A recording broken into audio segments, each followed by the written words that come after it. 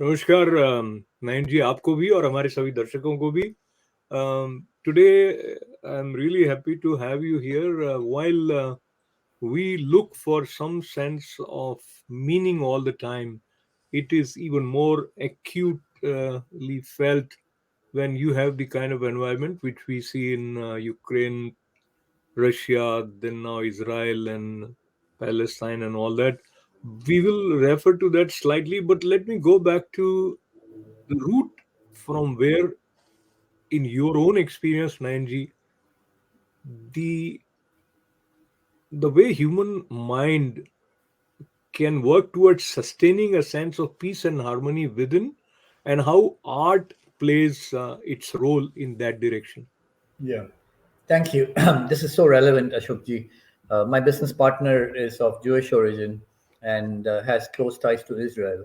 And he asked me the question, in fact, just last week, saying, "How can we get peace?" I know he was like, what do we need to do to get peace? And I had asked the same question to Guruma in one of the earlier conflicts. And I quickly recall what Guruma had told me, saying the peace first starts with an individual in their own mind. Once you are at peace with yourself, then you can start with everyone around you one by one. And then they become catalysts and they try and promote peace around them. But the first step is, are you at peace with yourself? And that's the first question you should ask. In my opinion, art helps us with finding peace with yourself, because art is divine. In my opinion, whatever art form you take is divine, and it helps you bridge the gap between your individual soul and the supreme soul. And art allows me to do that. I'll tell you my own example. When I'm painting, I start with a blank piece of canvas or paper. I have no clue what I'm going to do next.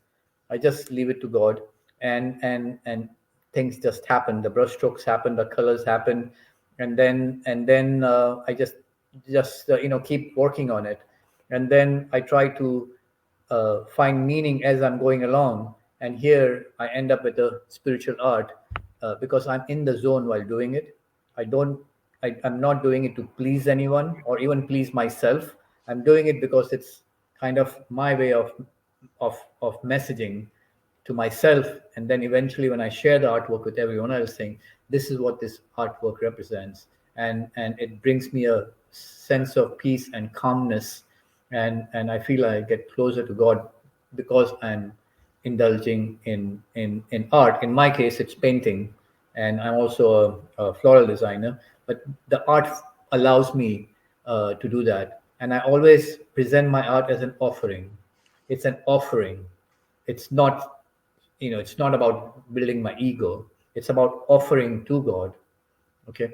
And so and that's how I present my art, and so I get a lot of satisfaction doing that, and then sell my art for charity, which makes it even better, because then it can promote some charitable cause around the world, wherever we Yeah. sell the Let me artworks. interrupt you, and for our viewers who are not familiar with you, you are CEO of JRB Capital, based currently in UK, In London. London, yes. London, and you are also president of Vedic Heritage Inc., disciple of Guru Mata, and she not only has been your spiritual teacher or guru, she has also helped you in finding yourself.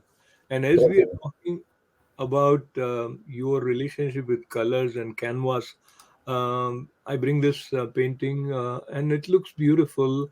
As you were saying, there's no conscious, calculated, well structured, predetermined thought with which you are relating to the canvas, which is, call it offering or surrendering. Have you found yourself lost sometimes in between, because there is a sense of being a medium, and when the conscious mind takes over, maybe you lose that track. Yeah. So I've been very blessed to have Gurma in my life, and she has really helped me understand myself, and through her different pravachans and books, I have learned a lot of things. So what I bring into my art is what I've learned from Guruma. So I've learned the meaning of each color. The I've learned numerology from Guruma. I've learned about our Sanatan Dharma from Guruma, and she believed in the religion of humanity. We happen to follow Sanatan Dharma as a path, and so all this artwork which I do are kind of subconsciously based on the learnings I've had from Guruma, and that's why, for example, the pictures you just showed are from my Om series. Okay, and this is literally representing a different quality. I start everything with the Om. Even when I'm working, I start with Om. uh, and Guruma explained the meaning of Om very clearly. There are more than 1,000 meanings of Om, but Om is the primordial sound of the sun, and Om means the unity of the individual soul and the supreme soul. And so means Atma, the moon sign means moon, means the mind, and the line which joins the Atma with the mind uh, is Om. And so Om is about unity of your soul with your mind, and that's the state of meditation, and that's the state when your individual soul unites with the universal soul. And so I this series Om, I've used different colors. So the green work you showed is about growth and renewal. Exactly. And the first work you showed was about happiness, and how when the five elements. So in that first work you showed, when the five elements are represented in harmony. So this work is about all the five elements living in harmony, basically, uh, and it's the water, the earth, the fire, the space, and the wind, and when they live in harmony, when they're in harmony, then you create happiness. And so that Om is for happiness, and they all become a object of meditation. The blue piece is about calmness, and it's about bringing calmness around you. It's a whole theory of vibrations, and so this is about calmness. So if you're really agitated and you want to calm down, you just look at that picture, and through color therapy and through the vibrations coming from the Om, you become calm. If you So want to, calmly, yeah, calmly, let me ask you. You mentioned about uh, the meaning of colors. Can you say something more about it? yeah, so every color has an impact on colors create vibrations, and vibrations have impact on you. Okay, and so orange color, the most popular color in Sanatan Dharma is orange color. Orange color stands for courage. you know when you have the courage to become a sadhu or a saint or a sannyas, then you start wearing orange, right? In our And so orange is a color of courage. Red is a color of karmic, of material gain. So most Indian women wear a red tika on the forehead, right? And that's what it represents. It's a red tika on a third eye represents materiality. That's my Om series, and each one means something else, though it's basically starts with Om. So that's the color therapy, and how you can use your colors, mix the colors to create those positive vibrations to help you with the goal you set for yourself. And I didn't pre-plan the series, for example. I just did it, and started with one, and then saying, what about this, and then you just keep going, and then you end up with a series. So that's and it's all coming from the teaching from Guruma, because subconsciously all her teachings are in my mind, and then her books luckily help me understand if I forget something, and so understand the meaning. What is the numerology? What is the meaning of 1, 2, 3? Sometimes the lotus, a flower has four-sided petals, or sometimes it's six, sometimes it's eight. What does all those new numbers mean? That also has an impact on the vibrations coming from your artwork, and your house number, your birth date number. So you have a number too, Ashok. Vyas, based on your name and your birth date and everything. And if everything is in harmony, all the new numbers in harmony, that creates harmony in your life. And I don't know if you know, in India, there are a lot of expert numerologists who advise people to change the spelling of the names. Yeah, yeah, we have heard so many film artists, especially. Yeah. Exactly, and that's the reason.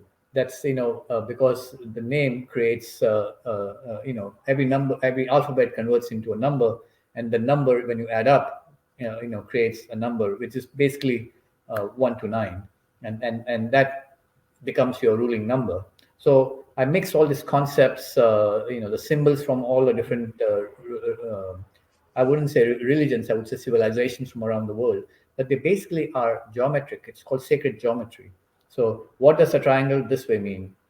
It's a symbol for Shiva. The triangle this way means Shakti. And when Shiva and Shakti come together, you get a star, and that's a symbol of creation. This is the picture you just shown is the Lakshmi Yantra, Sri Yantra. It's Yes. one of the most powerful symbols in our religion, uh, and then it's how they are positioned over each other, and the colors I've used in this particular piece, and so but the star is a symbol used in our religion, also in Israel. It's a symbol. It's on the flag actually, and it's pre-religion too, and so this all the symbols come from basically nature. Okay, the circle. It's the way universe, the round, the Earth, the Sun, all the planets, and we all go around circles, right? The planets, and that's where the circle comes from. The bindu, that's what the source of bindu is, and so on and so forth. The square this way, it just shows that this is your boundary. All the yantras have a square, right? Yeah. And if the square is moved the other way with a slight angle, 45-degree angle, that's a sign of movement or progress. Okay, and so all the geometrical signs mean something. So I combine sacred geometry, color therapy, numerology into my artwork, and learn from all the symbols from all the different faiths. And even before formal religion came into being, we've always used the symbols. So, So I come back to you with another general, uh, call it a question, or the way we think we compartmentalize our lives, and we think that if he's an artist, he will not be probably good with mathematics, or he may not be good in the business. But you are kind of, when we say master of all, so you have excelled in the corporate world. You have also found your identity in expressing yourself through colors. And when you mention about geometry, there is a sense of calculation. So now I connect this with your previous way of offering and then flowing and not being conscious. But when you are paying attention to geometry, then you have to be very specific, uh, the way design would come. yeah. So I'll give you an example. When I make something for Guruma would watch me and saying when mixing something, you know, if you have to move the spoon in a clockwise direction in the glass, not anti-clockwise, because clockwise gives you, that's how the world moves, all in clockwise direction. When we do prediction, it's in clockwise direction. So that little details which I learned from Guruma. And so when I draw in a clockwise, I paint in a clockwise direction. And so it's all about creating the right mix. But in terms of, I grew up, God created me I grew up loving maths and loving art. So I was good at both and not that good in everything else. So I took up numbers became my career. I became an accountant, and finance became my career. And art uh, uh, took a backseat literally until about 10, 12 years ago when I said I need to restart. And so I restarted basically and started indulging in artwork. And it's given me tremendous sense of peace, calmness. I believe I'm spiritually growing because of my art. So, being a disciple of Guruma, I cannot. She was amazing at so many talents. Such she would do pravachans, but for me, my pravachan is through my art, and I get very excited when I try to explain some of my artwork. This Om is for happiness, the roses and garden. When I walk in Hyde Park in the rose garden, this is exactly what I see, and because it gives me a lot of happiness. That's what it is. It's a mix, and you cannot compartmentalize your life. I thought that previously, about 15 years ago in corporate America, I thought I could never be my true self. I cannot be a spiritual person at workplace. But at some point, I removed that barrier, and I said, no, I need to be the same person at work, at home, at temple, whether I'm with Guruma or I'm doing my artwork or I'm doing my numbers at work. And then I realized that I became a more, I would say, a balanced person, because I was incorrectly compartmentalizing my life before that. And my fear was that if I apply spirituality at workplace, I will not grow. And that was a wrong presumption, because you can do both, and you can live with your ethics, you can live with your values, you can live with your principles, because just like every corporation has values and mission and purpose, we also have that, and it has to be consistent across all your life, in whatever role you're playing, as a manager, a leader, or as a home, at home as a husband or a father. So it took me a while to get there, to be honest. I was always struggling with that for the first probably 25 years of my career. But then I realized that it's all the same. And I believe that most companies are realizing that, especially after the 07-08 crisis. And every company now, especially in my sector, banking sector, has those values, has a corporate culture. And I think the basis of that is, in my opinion, spirituality, ethics, values. So So, talking about imbibing these values, applying them, many people know about them theoretically, but application becomes difficult. So, what would you say helped you in addition to the blessings from Guru Ma? Is there any regular practice like meditation or something? absolutely. So again, I've been fortunate. I've learned a lot from Guruma, and so back in my youth, I used to go and spend probably entire Saturday with Guruma, and I would just watch her. Besides doing seva in the Monday, because she used to be alone, and helping her with the daily puja part and everything, I learned a lot. But what she had mostly was a great mental discipline. We talk about physical discipline and we go to gym and we work out and all that, but it's equally important to focus on mental discipline. Okay, and you just make up your mind and make sure you follow it. Okay, I am going to wake up at 4 a.m. every morning, no matter what, and I'm going to do my puja part no matter what, no matter where I am. Sometimes I'm traveling, sometimes on a plane, sometimes in a boat. I just ensure I do that. And creating that strong mental discipline I learned from Guruma. And that's, in my opinion, is key. It's just anusashan or discipline in everything you do in your life, and follow it. That develops structure and discipline in your life, and that allows you to do multiple things, in my opinion. And I just observed Guruma and learned it from her, because she used to work almost 20 hours a day. She used to, because of meditation, she needed only a few hours of sleep every night, and she would wake up early and with that, while doing part, then spending time on meditation, doing her mala and everything. Sometimes fasting on water for 20-40 days. She created that, so it's sadhana basically. And sadhana is not just about a month or a day in a week. Sadhana is about creating that sense of ritual every day. And I think that helps me create mental discipline. And hopefully, it helps everyone create mental discipline too.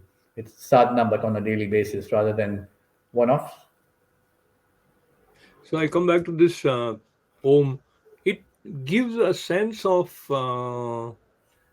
something is engraved or depth, Yeah, and so um, with this when you look at it, like not you meaning anybody, you get a sense of peace, and as if it is encouraging you to shade off some of the weight that you have on yourself, etc. So uh, to be in that state where you come up with these kind of creations, and again I bring probably the same question with reference of mental discipline and spontaneity. how these two coexist. So I usually paint only when I'm in a good frame of mind, and usually in the mornings while I'm doing my part. And I just start. Sometimes I'm not painted for a month or two because I'm just not in that zone. Too much happening in my life, and sometimes when I'm in the zone, no matter what happens in the outside world, I'm just painting because I'm in the zone, and just one thing leads to another, and that's spontaneity because I don't plan my works as much, and one thing leads to the another, and then I said, oh, what about this? What about that? And then the when it takes shapes, the meaning comes out too, and that's what is satisfying about it. But so it's about being in the zone and allowing it to spontaneous. I tell everyone who wants to learn art from me, I said, art is not about being right or wrong. It's not an exam. Just do what you feel like. It has to come from within you, and just project it on the paper or the canvas with the colors you have in hand. And it's not about passing or failing. It's not about right or wrong. It's your expression, and that's it. Okay, if people appreciate it, great. If people don't, no problem at all. And you just, with that, I do my art with that mindset basically.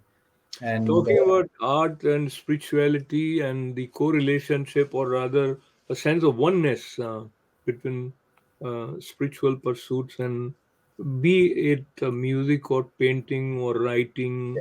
And I share this small clip which I recorded last November when Guruma was present in her physical form. And it is yeah, a very few seconds of what she says about music. okay, मैं कहूँगी कि जिंदगी में अगर कुछ पाना है तो भक्ति पाइए, और भक्ति को करना है तो संगीत में जाइए, क्योंकि संगीत के बिना भक्ति अधूरी और भक्ति के बिना संगीत अधूरा. So she said, "Sangeet ke bina bhakti adhuri hai." totally agree. Music is divine, and I've seen Guruma because she explained to us there's close relation between Sangeet and mathematics, by the way. Mhm, About mhm. number of times you repeat, okay, and the basis of all music is pranayam, the life force. Okay, the best vocalists are the ones who have firm control over the breathing, and that's why sangeet and bhakti are related, because the basis of sangeet is pranayam, and the basis of bhakti is also pranayam. Pranayam is a step towards a step before yoga, basically. And then yoga is a step before dhyan, and dhyan is a step before samadhi. So that those are the steps in a bhakti world. In the music world, the first step is pranayam. If you look at Pandit Jasraj ji, for example, because we're very fortunate to be close to him while he was alive, he had the complete control over his breathing because of his practice of pranayam, and practice of his music and his voice allowed him in turn to fine tune that pranayam, and that's why it's closely related. And and and uh, and I believe music is also very mathematical, by the way. So I think if you love maths or numbers, you love music too, because they're very closely related. But it's all interconnected. Music's basis is the sounds from nature, right? Om is the primordial sound emanating from the sun rays, from the sun, the rays coming out of sun. And so I think they're all connected. And I totally agree with Guruma. I always loved music, but I began to appreciate classical music only after coming to the temple. And she was the first one. Before Ravi Shankar became famous, and before the Beatles and spent time in India, Guruma brought classical artists, and she has, we have a listing here from 1982. From 1982, she's been bringing artists to America. And no matter whether she sells, once in a program, she said that she had only 5 in the audience. And sometimes she's had 600 people in the audience. But she kept persisting because Indian classical music requires a little of understanding and patience and taste to really get into it. And she had the patience, but she brought the best from India, best in terms of maestros and best from upcoming perspective too. we had competitions in India, and we brought, you know, literally the next generation. Yeah. So, as an example, Rahul Sharma came 25 years ago as a young kid, and now He's he's coming coming. back 25 years later as an accomplished, he's now Santur maestro. Can you imagine?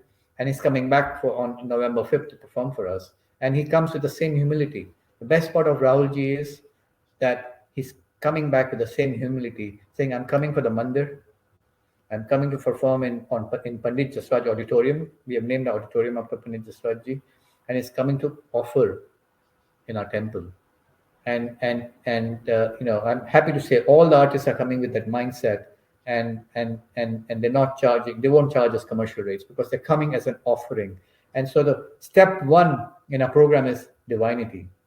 They're coming to perform as an offering to Guruma and to Hanumanji and all the different gods, whomever you believe in our temple. Okay, and that's why music is divine. I've seen Guruma get into trance while listening to Pandit Jasrajji or listening to some other classical musicians. I've seen, and people ask me, why do you invite Muslim artists? I said, music has no religion; it's divine.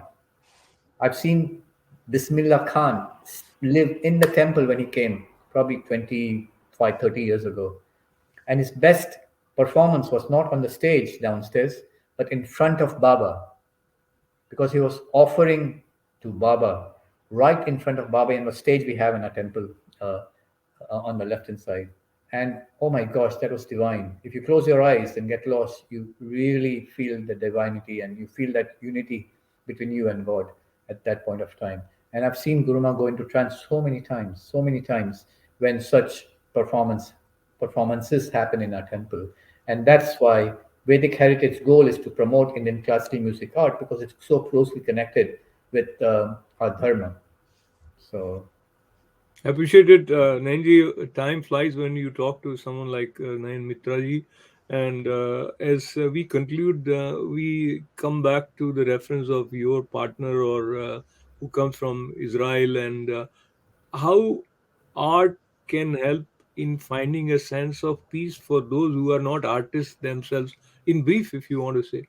So I think it's not about it's about expressing ourselves in any art form. Okay, whether painting, whether you're doing floral decorations, whether you're doing music, or whether you're dancing, it can be in any form. But dance allows you to escape and find unity with God. So in my opinion, art has no borders. Art has no religion. And so anyone who indulges in art begins to recognize that and begins to recognize and find peace in herself or himself, which is a starting point in world peace. And Absolutely. so if you start with that, you can then sow the seeds all around you and create peace one at a time, basically. So, Very good. And as we conclude, I refer to Dharmo Rakshati Dharma, where the suggestion is you protect Dharma and Dharma protects you. And I think we need to protect the space where art can flourish externally as well as internally. And that inspiration comes from Nayan Mitraji very effectively. And I think we need to have that space of quietness within so that we connect to the artistic side. So both complement each other, as we were talking. thank And you. And as I you, urge your viewers to come to our program on November 4th and November 5th. And you can feel the divinity when you come to our programs. Just close your eyes and just listen or watch a dance, and you'll feel the connection. You'll find yourself.